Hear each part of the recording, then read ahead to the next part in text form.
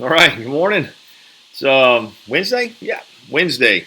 So, middle of the week. You're halfway home. Things are good, right? Man, we had a great night last night. Went and hung out with some good friends of ours down in the city and had a kind of a small plate dinner and at Spring Street there in Avondale area. And just, man, we just hung out outside. The weather was incredible. It was a great night. Stayed up a little too late, up way too early today, but ready to rock and roll with you guys in the issue of the truth and of the scriptures. And this now we're shifting gears. So if you've been tracking with us, hang on because we're getting ready to jump into some prophecy and some of those things. And so I'm excited about it. A little. I've always steered clear of teaching a lot of these things because there's a lot of parameters, and I don't have a definitive understanding of enough yet to go, this is what I believe. Now, I say yet, right? I'm like 60. I should know this by now.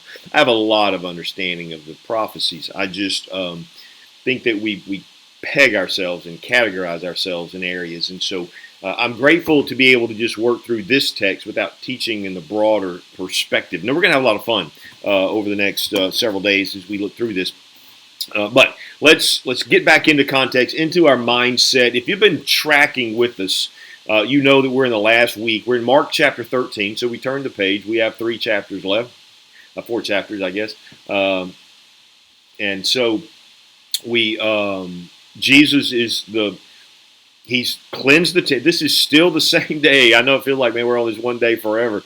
But he cleansed the temple, and then he went home to Bethany, and then he's come back to the temple to teach.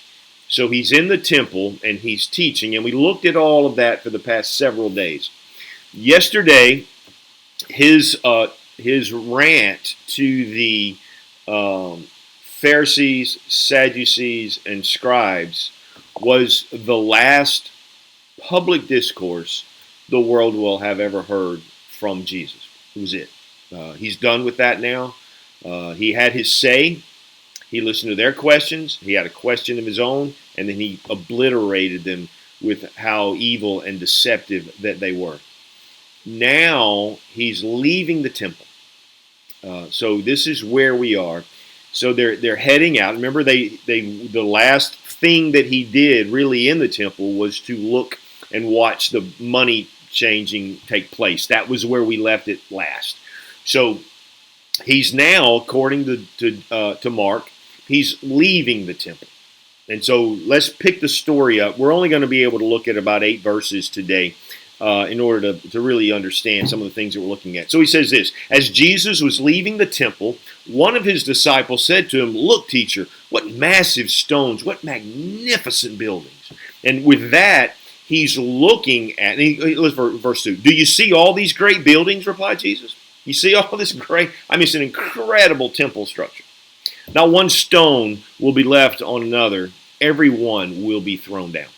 So that's the first thing that comes out of his mouth as they say what they do here. So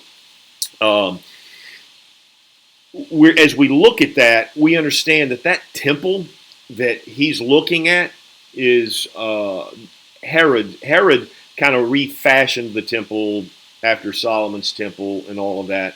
He had it overlaid with gold, and it was very ornate, very massive and impressive because of the gold overlay, and as the sun hit it and all of the shimmering and everything, it gave the sense of the Shekinah glory of God. And so they're talking about, man, how gorgeous is this temple?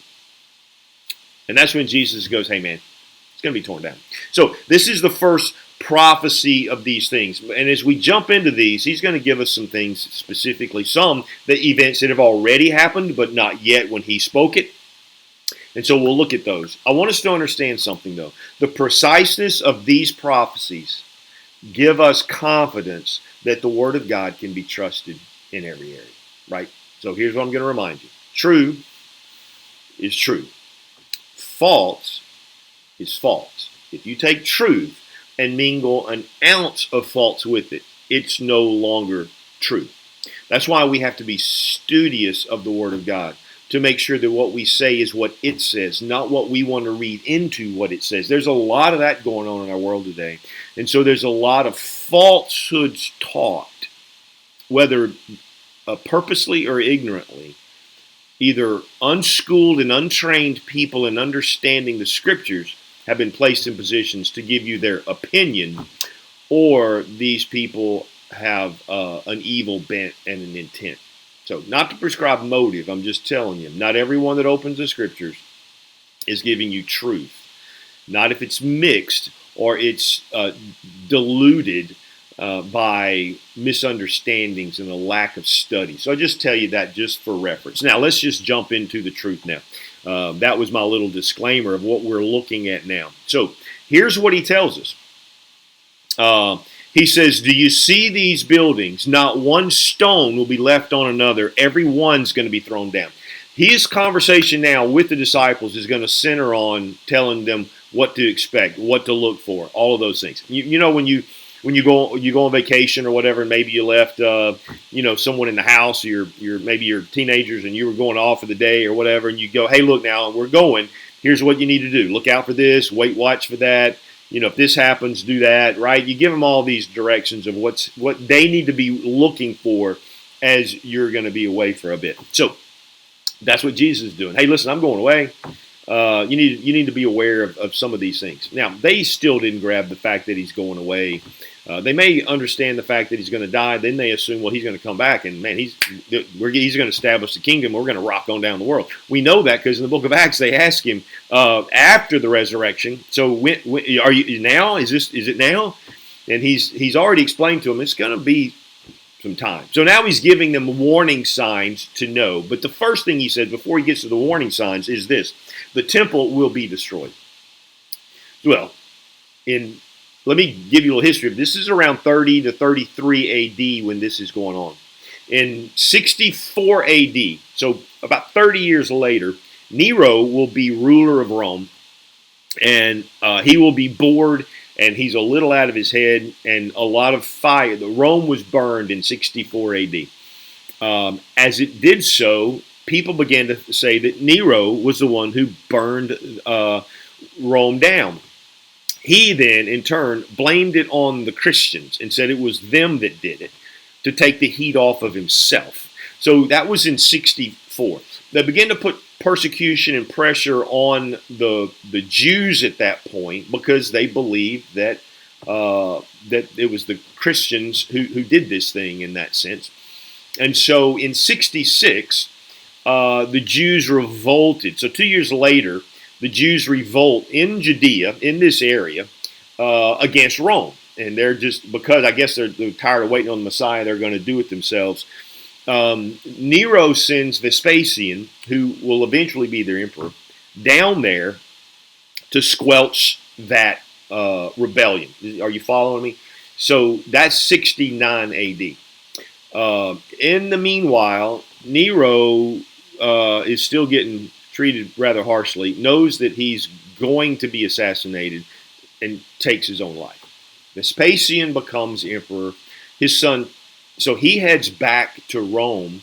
Titus, who will become emperor, which is Vespasian's son, is left in charge as a general to destroy Judea.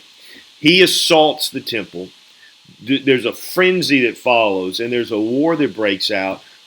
Somehow the thing began to be put into flames, and the Roman soldiers went crazy and just desecrated and destroyed the whole place. So that in 70 AD, literally the temple was destroyed and no stone was left upon another. You have a foundation wall, which is the prayer wall that we see today, and that's what's left of it.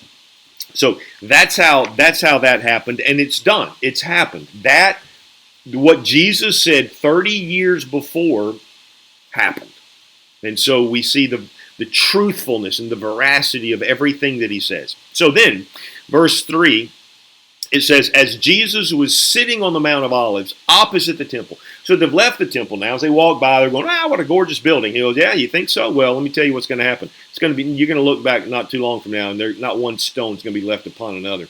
So then they go, and they sit on the Mount of Olives, which is opposite the temple. They're on their way home, or to Bethany.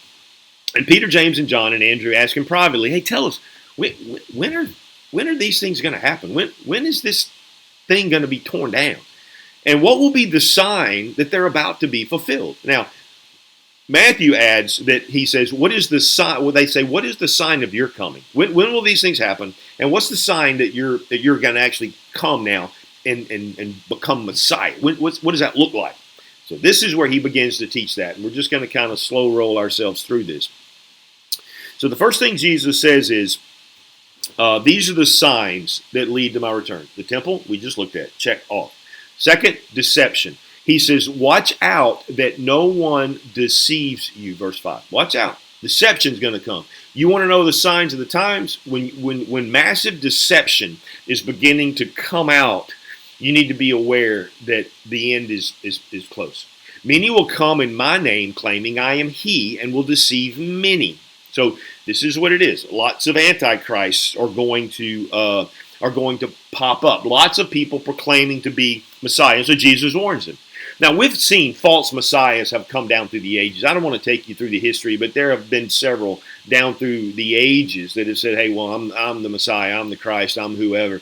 In our own day, or my own day, you had men like Charles Manson and Jim Jones and some of those who believed themselves to be maybe not the Messiah, but false teachers and leading people to the kingdom.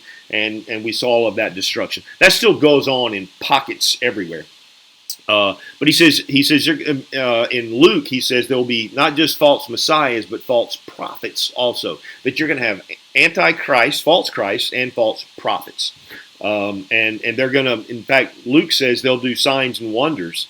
And you know, don't, he said, just listen. He says, take heed. I'm warning you in advance that that's what's going to take place. Now, if we come to present day, and I don't know why I'm feeling led to speak about these things, but we see, you know, in the Muslim faith, you see they believe in a Christ. They believe Jesus was a prophet, didn't die, went to heaven.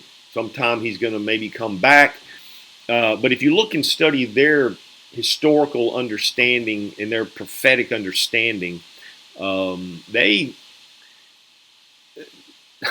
get things reversed so that the Antichrist is actually, they think, Jesus, and the Messiah is actually their Imam, Mahdi, who's coming back. And so you'll hear that word if you start looking in the Muslim faith and so forth. And so I say that to let you know that the center of activity, in my understanding of theology, is going to be from the Muslims. You're going to hear a lot of that. That's why you see the prominence of it beginning to creep up and to creep in. And we're going to be misled, I believe, into thinking a lot of things about the Muslim faith. I'll give you two passages of scriptures to help you understand where my thinking comes from about that, because it deals with prophecies. As I'm studying for this text, I'm looking at all the prophetic issues. If you go to the book of the Revelation, there are 7 letters that Jesus told John to write. One of those letters in chapter 2, verse 12 says this: to the angel of the church in Pergamum write, these are the words of him who has the sharp, double-edged sword. This is the word of Jesus, the word. I know where you live, where Satan has his throne. Yet you remain true to my name. You did not renounce your faith in me, not even in the days of Antipas, my faithful witness, who was put to death in your city where Satan lives. So he says right away, Satan lives in that city. Satan's throne is there. Where is Pergamum? If you were to look on a map today, it's Bergama, and it's a little inside the Aegean Sea, sitting and nestled in the country of Turkey, which is a heavily Muslim area. If we were to go to Revelation 13 and read a passage there about future times, it says that the dragon stood on the shore of the sea, and I saw a beast come out of the sea. It had 10 horns, 7 heads, with 10 crowns on its horns, and on each head a blasphemous name. The beast I saw resembled a leopard, but had feet like those of a bear and mouth like that of a lion. The dragon gave the beast his power and his throne and great authority. One of the heads of the beast seemed to have a fatal wound, but the fatal wound had been healed. The whole world was filled with wonder and followed the beast. People worshiped the dragon because he had given authority to the beast, and they also worshiped the beast. Now, you're saying, what does that have to do with what we're talking about today? Well, where did he say that the beast comes out of and goes on to, and what authority was he given?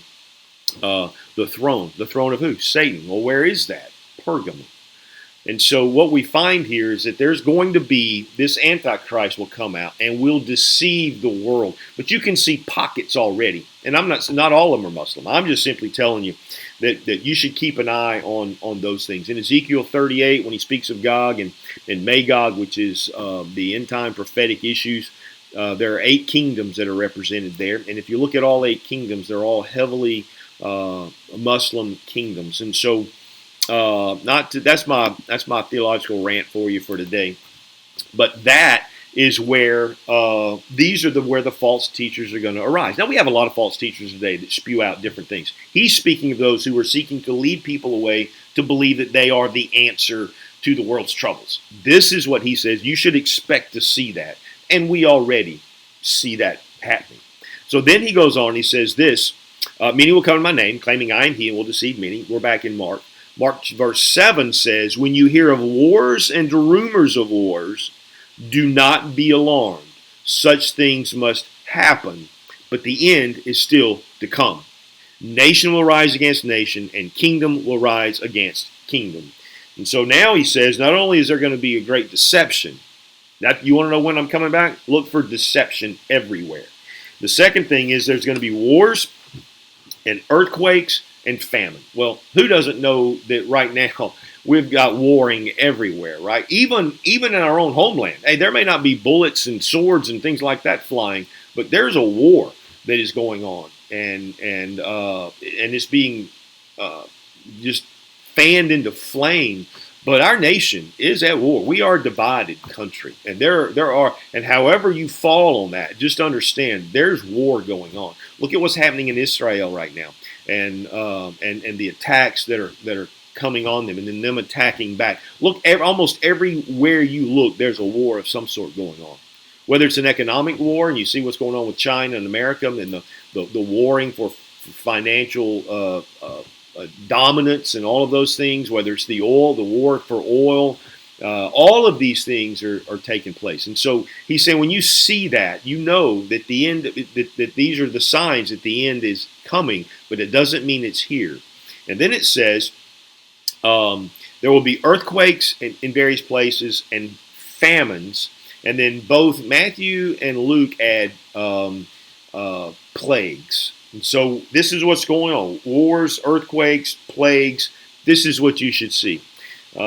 Just do the studies of earthquakes, and you'll see they're constantly everywhere. We even here sit on one of the fault lines in Birmingham. Memphis has a huge plate that constantly is in shifting, and so we always think of somewhere like California, but it's really happening all over the world. And you will see more and more of that. It's this old ball that we're living on. And the effects of sin and the curse is having its way in that thing as it is us, then you expect that. And then you see plagues. Well, I mean, hello, we have our own plague that's been assaulting us, whether it was whatever the common deal is, man-made or just whatever. We've had a plague known as COVID that's coming, and we're told that more and more will come. And people were speaking about this 8 years ago, about these kind of biological issues that would come up. So everything that Jesus has said has been proven true so far. These are the signs. Now, he's going to get more specific. He says, but these are only the birth pangs. So we're seeing things. We think, oh, the end must come. Well, really, Jesus says they're just the birth pangs, right? So labor's just beginning now to birth the end times. But we see that. So anyway, enough of that. Lord bless you guys. Come back tomorrow. We're going to get a little more specific about these things as Jesus does, and we're just going to kind of wander through these things. And so, Lord bless you. Have a good day. And listen, keep your head up. All right, Lord's coming back. Love you guys.